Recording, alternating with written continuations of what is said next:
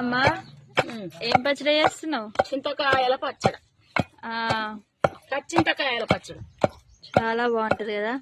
చాలా చాలా పోపు పెట్టుకుంటే 2 రోజులు అవుతుంది తినక కదా.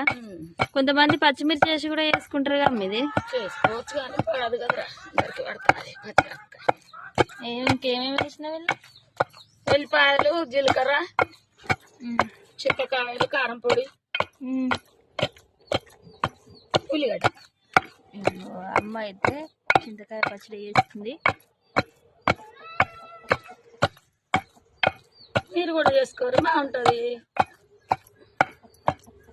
మీకు ఎంతమంది తెలుసు ఈ పచ్చడి కూడా కామెంట్ చేయండి. మేమైతే ఎప్పుడు చేసుకుంటూనే ఉంటాం. అందరూ తెలుసు చింతకాయ పచ్చడి తెలియని కాదు, ఇట్లా పచ్చడి పెట్టుకుంటారు కానీ ఇట్లా చాలా తక్కువ మంది చేసుకుంటారు అమ్మా. చేసుకో. బాయ్ మరి అందరికి.